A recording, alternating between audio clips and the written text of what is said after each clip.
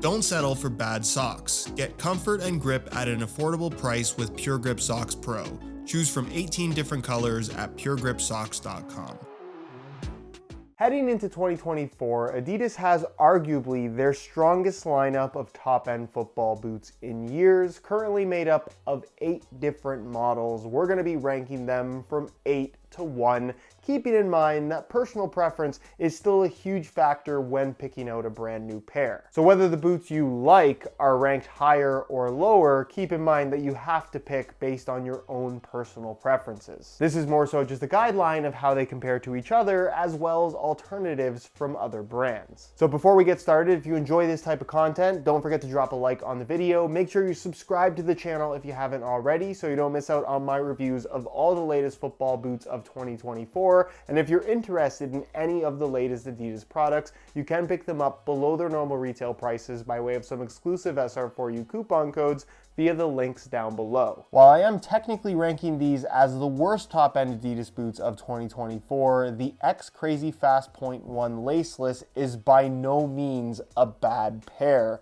As far as laceless speed boots go, this is the best option on the market, especially if you are looking for something that has that all-over super thin feel. The fit and wrap around your foot, of course being laceless and lacking in adjustability, is going to vary quite significantly from person to person, but given that you have the right foot type for this boot, the overall fit and performance characteristics are quite good. It also has a fantastic sole plate and stud pattern, and at $270, it's obviously not cheap, but it is less expensive than high-end flagship laceless boots from Adidas did used to be. So overall, if you've been wearing boots without laces in the speed category and you like the way that they feel, then I definitely think if you're in need of a new pair, these would be a really good option. The Adidas Copa Pure 2.1 is a boot that I love the idea of, but I can't say that I think the execution was perfect. This is an attempt at creating something that is old school in terms of a bunch of elements that it has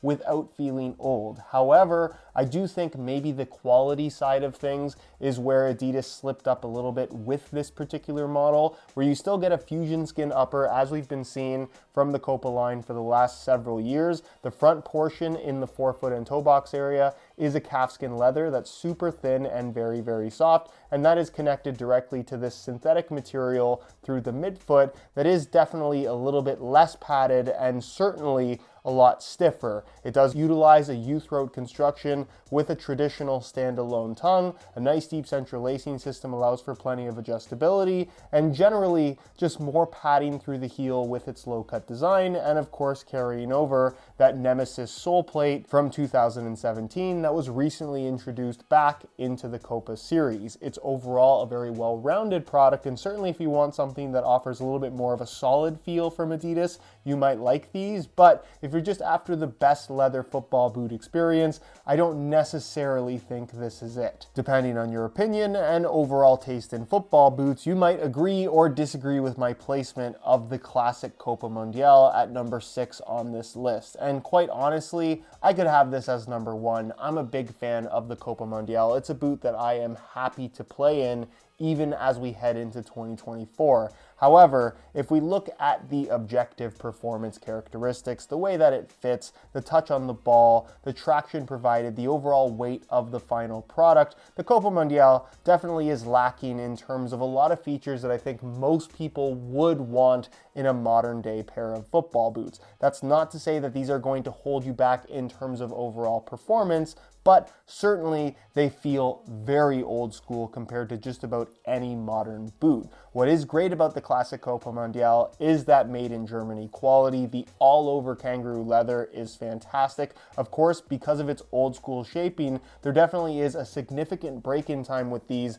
unlike every other model in the Adidas lineup right now. And of course, the fit and overall feel of this boot is very much an acquired taste at this point. But if you had a pair of Copas in the past and you love the way that they feel, they're still the exact same thing. And the fact that you've been able to buy pretty well the same boot for all these years is something that's really cool and so unique to the three stripes. The Adidas X Crazy Fast Point 1 is a great performing and overall very well-rounded pair of speed boots. The issue for me becomes the fact that there are so many other great options available from Adidas as well as other brands. I think what's awesome about the Point 1 in particular is, of course, you do get the lacing system, which is more or less the only difference between this and the laceless variation. However, having that adjustability and certainly the extra tightness that you get from the laces driving your heel down and back in the football boot does make the regular Point 1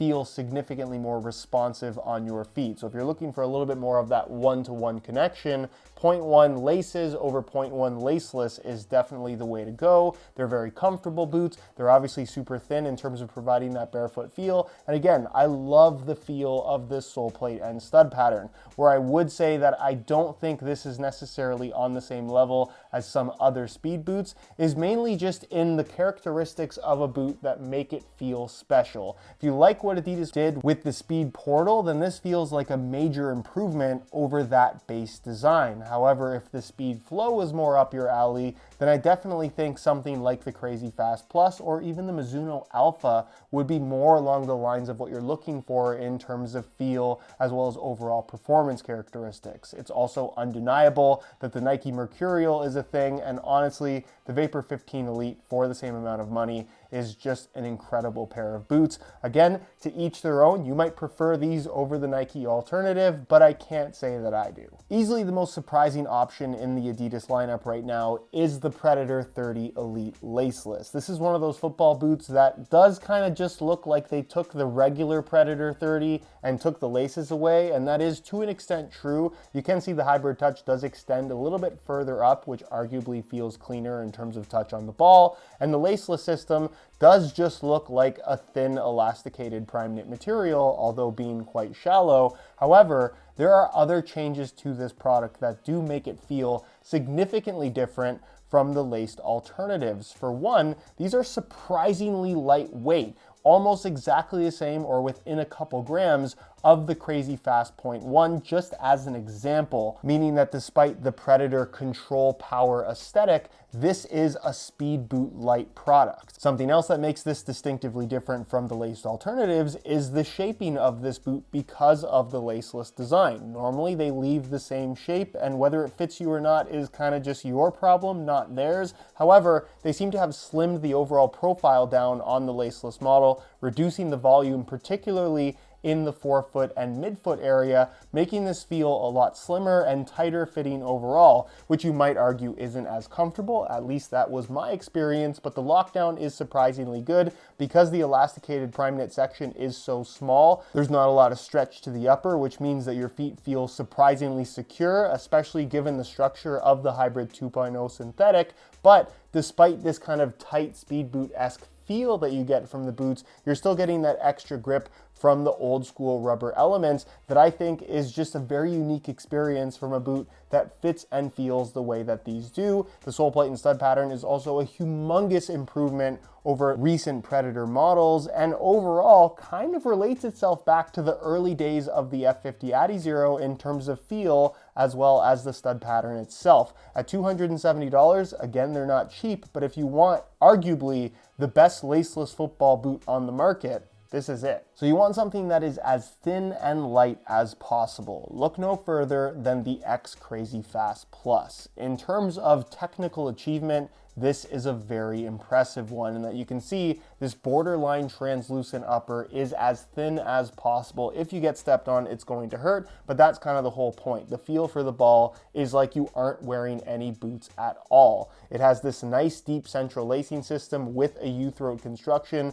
really making this the most F50 Adizero-esque from the Adidas Speed series that we've seen in quite some time, and in general allows for fantastic comfort, fit, as well as adjustability. They're slimmer through the heel area, which is something that I'm personally a really big fan of. It maintains the same sole plate and stud pattern that I do think is top-notch when it comes to feel as well as overall performance. And of course, the weight of the final product is just phenomenal. These are significantly lighter than just about any other football boot currently on the market, truly giving you that weightless sensation. It's not a football boot that gets a lot of marketing attention from Adidas. However, the Copa Pure 2 Plus is a phenomenal pair if you're looking for maximum comfort as well as an overall soft feel on your foot as well as on the ball. What the Pure 2 Plus does so well is it takes everything that was so great about the early days of laceless Copa models, but adds in a lacing system, basically correcting the main problem with those boots